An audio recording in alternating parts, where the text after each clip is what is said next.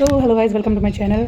तो हम उठ गए हैं सब और बच्चों को स्कूल भेज दिया है। पापा भी ड्यूटी चले गए हैं। खाना पीना मतलब उनको बना के दे दिया है हमने, और मैंने चाय भी पी ली है, नाश्ता वगैरह कर लिया है। तो अब चलते हैं, लगते हैं काम में। तो लास्ट तक आप लोग देखना।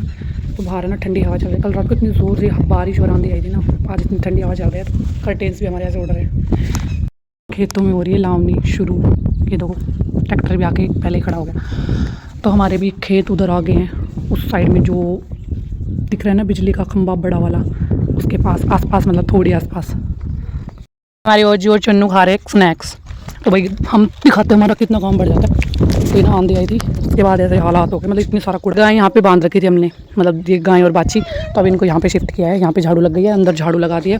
पूरा एरिया इधर का साफ़ हो गया। अब इधर का एरिया साफ़ करना है, हम दोनों बहनों को गोबर वगैरह डाल दिया है वहाँ पे।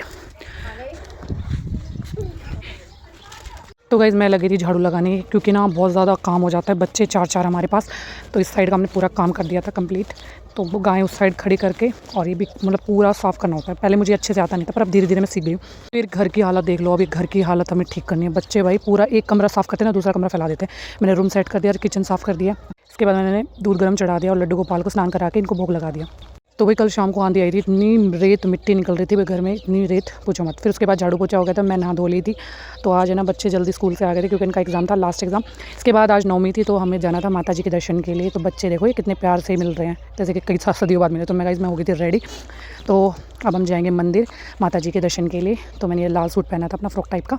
तो हमारे सब लोग तैयार हो गए थे, चाची वगैरह बाहर खड़े हुए थे, वेट कर रहे थे। तो हम सब लोग ना हर नवमी मतलब नवरात्रों में माता जी का जो मेला लगता है उसमें जाते हैं हमेशा। तो भाई खेतों में लावनी भी शुरू हो गई है गेहूं की। तो अब यहाँ ना श्याम बाबा का जागरण होगा, तो यहाँ पे पंडाल वगैरह लगना शुरू हो गया है।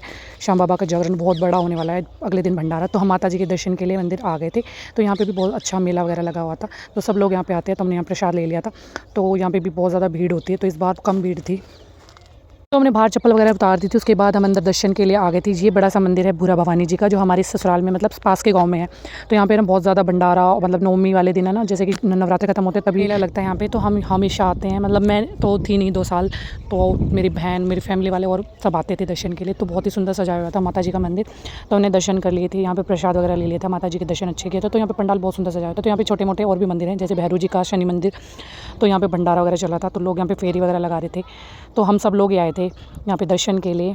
तो भाई यहाँ पे बहुत सारे देवी देवताओं की जो मंदिर हैं छोटे छोटे बनाए हुए हैं। तो हमने सभी के दर्शन किए, सभी से आशीर्वाद लिया। भगवान जी हमारी ज़िंदगी में खुशियाँ ही खुशियाँ आए, और कोई ऐसा संकट ना आए, और संकट आए तो आप हमारे साथ हमेशा रहें, और आपका आशीर्वाद हम पर बना रहे। तो भाई ये है मंदिर, जो बहुत प्यारा सा मैं आपको दिखा रही हूँ।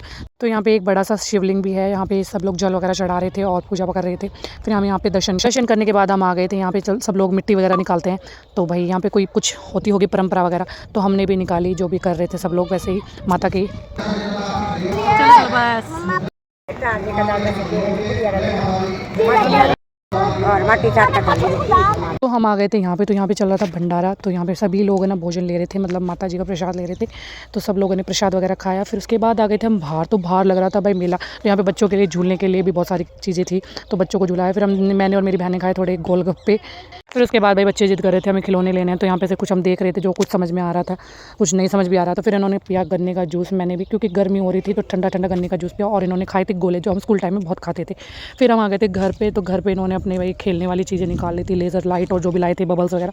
मैंने कपड़े चेंज कर लिए थे, थक गए थे बहुत ज़्यादा। फिर उसके बाद बनी चाय। तो एक चाय वगैरह के बर्तन साफ़ कर दिए सारे मैंने जचाने अभी, और शाम का खाने की भी तैयारी करनी है। तो मैं झाड़ू लगाकर बिल्कुल फ्री हो गई थी। और है ना बहन को मैंने आटा लगा के दे दिया था, वो बनाती रोटी। और मुझे बनाना था बच्चे के लिए कुछ प्रोजेक्ट, मतलब हमारे जो ये आसपास में जो मेरी चाची सास के बच्चे, उसका प्रोजेक्ट मुझे बनाना था। तो उनको कुछ प्रोजेक्ट में दिया था। तो बहन बना रही है सब्जी रोटी खाना बना रही हो। तो भाई मैंने ये प्रोजेक्ट बनाया था। तो ये कृष्ण जी की प्रतिमा बनानी थी, मतलब परछाई दिखानी थी। तो भाई मैं स्कूल टाइम से ना मुझे बहुत शौक था पेंटिंग वगैरह का। तो ये मैंने बच्चे इनको बना के दी मैंने बच्चों को। तो आप भी कमेंट करना कैसी लग रही है। तो मैं इसको फ्रंट व्यू से भी दिखाऊंगी। तो भाई मैंने एक प्रोजेक्ट कर दिया था तैयार। तो इसको दे दिया था मैंने डुगू को बना के प्रोजेक्ट। तो प्रोजेक्ट तो बन गया था। उसके बाद मुझे खाना भी खाना था। तो गाइस कमेंट में ज़रूर बताना कैसी लगी मेरी पेंटिंग आपको। तो मिलते हैं नेक्स्ट व्लॉग में। खाना बन के रेडी हो गया था, खा पी के हो जाते हैं रेडी। तो गाइस व्लॉग कैसा लगा कमेंट में ज़रूर बताना, और लाइक शेयर भी कर देना प्लीज़।